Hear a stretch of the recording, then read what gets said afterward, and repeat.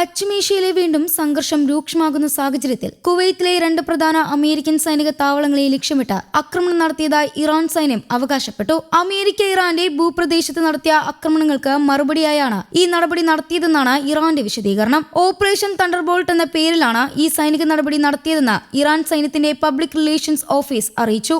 ഇറാന്റെ ഔദ്യോഗിക ടെലിവിഷനും മെഹർ ന്യൂസ് ഏജൻസിയും ഈ വിവരം റിപ്പോർട്ട് ചെയ്തിട്ടുണ്ട്. എന്നാൽ ഈ ആക്രമണത്തെക്കുറിച്ച് അമേരിക്കയോ കുവൈത്ത് അധികൃതരോ ഔദ്യോഗികമായി സ്ഥിരീകരിച്ചിട്ടില്ല. ആയതിനാൽ സംഭവത്തിന്റെ മുഴുവൻ വിവരങ്ങളും സ്വതന്ത്രമായി സ്ഥിരീകരിക്കപ്പെട്ടിട്ടില്ല എന്ന കാര്യവും ശ്രദ്ധിക്കേണ്ടതാണ്. ഇറാന്റെ പ്രസ്താവന പ്രകാരം കുവൈത്തിലെ ക്യാമ്പ് അൽ അദീരയിലുള്ള അമേരിക്കൻ സൈന്യത്തിന്റെ ആയുധ ശേഖരവും അലി അൽ സലേം വ്യോമത്താവളത്തിലെ പാട്രിയറ്റ് റഡാർ സംവിധാനവും വ്യോമനിരീക്ഷണ റഡാറുമാണ് ആക്രമണത്തിന്റെ പ്രധാന ലക്ഷ്യങ്ങൾ. കാമികാസെ ഡ്രോണുകൾ ഉപയോഗിച്ചാണ് ആക്രമണം നടത്തിയതെന്നും ഇറാൻ അറിയിച്ചു.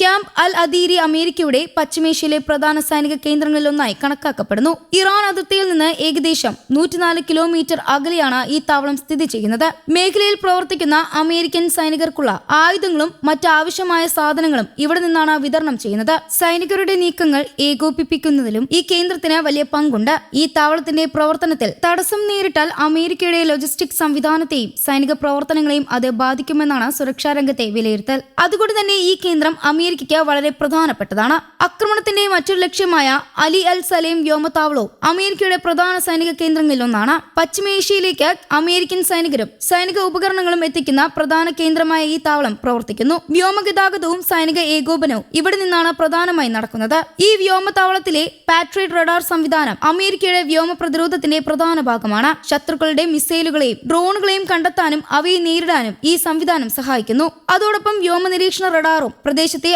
ആകാശ നിരീക്ഷണത്തിൽ നിർണായക പങ്ക് വഹിക്കുന്നു. ആയതിനാൽ ഈ സംവിധാനങ്ങളെ ലക്ഷ്യമിട്ടുള്ള ആക്രമണം വിജയിച്ചിട്ടുണ്ടെങ്കിൽ അത് അമേരിക്കയുടെ പ്രതിരോധ ശേഷിക്ക് വെല്ലുവിളിയാകുമെന്ന് വിദഗ്ധർ ചൂണ്ടിക്കാട്ടുന്നു. ഇറാൻ സൈന്യത്തിന്റെ പ്രസ്താവന പ്രകാരം വലിയ തോതിൽ കാമികാസെ ഡ്രോണുകൾ ഉപയോഗിച്ചാണ് ആക്രമണം നടത്തിയത്.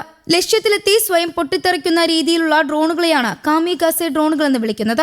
ഇത്തരം ഡ്രോണുകൾ അടുത്ത കാലത്തായി വിവിധ യുദ്ധമേഖലകളിൽ വ്യാപകമായി ഉപയോഗിക്കുന്നുണ്ട്. ഈ ആക്രമണം അമേരിക്ക ഇറാനെതിരെ നടത്തിയ സൈനിക നടപടികൾക്ക് നേരിട്ടുള്ള മറുപടിയാണെന്നാണ് ഇറാന്റെ വിശദീകരണം. അടുത്ത ദിവസങ്ങളിലായി അമേരിക്കയും ഇറാനും തമ്മിലുള്ള സംഘർഷം കൂടുതൽ ശക്തമായിരുന്നു. ഇതിന്റെ പശ്ചാത്തലത്തിലാണ് പുതിയ ആക്രമണവാദവും പുറത്തു വന്നത്. ഇതിനിടെ ജോർദാനിൽ നടന്ന മറ്റൊരു ആക്രമണത്തിൽ 2 അമേരിക്കൻ സൈനികർ കൊല്ലപ്പെട്ട സംഭവം മേഖലയിലെ സംഘർഷം വർദ്ധിച്ചിരുന്നു. അതിന് പിന്നാലെ അമേരിക്ക ശക്തമായി തിരിച്ചടി നടത്തിയതായും റിപ്പോർട്ടുകൾ പുറത്തു വന്നിരുന്നു.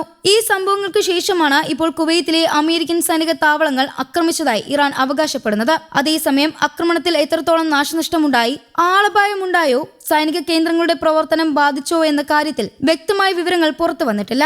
അമേരിക്കൻ പ്രതിരോധ വകുപ്പും കുവൈത്ത് സർക്കാരും ഇതുവരെ വിശദമായ ഔദ്യോഗിക പ്രതികരണം നൽകിയിട്ടില്ല. പശ്ചിമേഷ്യയിലെ നിലവിലെ സാഹചര്യം ലോകരാജ്യങ്ങൾ വളരെ ശ്രദ്ധയോടെയാണ് നിരീക്ഷിക്കുന്നത്. അമേരിക്കയും ഇറാനും തമ്മിലുള്ള സംഘർഷം കൂടുതൽ ശക്തമായാൽ അതിന്റെ പ്രത്യാഘാതം മേഖലയുടെ സുരക്ഷയും സമാധാനത്തെയും മാത്രമല്ല ആഗോള സമ്പദ് വ്യവസ്ഥയും എണ്ണ വിപണിയെയും ബാധിക്കാനിടയുണ്ട്. ആയതിനാൽ ഈ സംഭവവുമായി ബന്ധപ്പെട്ട് പുറത്തുവരുന്ന വിവരങ്ങൾക്കും ഔദ്യോഗിക പ്രതികരണങ്ങൾക്കും വലിയ പ്രാധാന്യമുണ്ട്. കുവൈത്തിലെ 2 അമേരിക്കൻ സൈനിക കേന്ദ്രങ്ങളെ ലക്ഷ്യമിട്ട് ആക്രമണം നടത്തിയെന്ന ഇറാന്റെ അവകാശവാദം പശ്ചിമേഷ്യയിലെ സംഘർഷം പുതിയ ഘട്ടത്തിലേക്ക് കടക്കുകയാണെന്ന ആശങ്ക ഉയർത്തിയിരിക്കുകയാണ്. എന്നാൽ ആക്രമണത്തിന്റെ യഥാർത്ഥ ഫലവും നാശനഷ്ടങ്ങളും സംബന്ധിച്ച് സ്വതന്ത്ര സ്ഥിരീകരണം ഇതുവരെ ലഭ്യമായിട്ടില്ല. അമേരിക്കയുടെയും കുവൈത്തിന്റെയും ഔദ്യോഗിക പ്രതികരണങ്ങൾ പുറത്തുവന്ന ശേഷമേ സംഭവത്തിന്റെ പൂർണ്ണ ചിത്രം വ്യക്തമാകൂ. അതുവരെ ഈ വിഷയത്തിൽ പുറത്തുവരുന്ന ഓരോ വിവരവും ജാഗ്രതയോടെയും സ്ഥിരീകരണത്തോടെയും വിലയിരുത്തേണ്ടതുണ്ട്. News desk Kerala Kaumudi.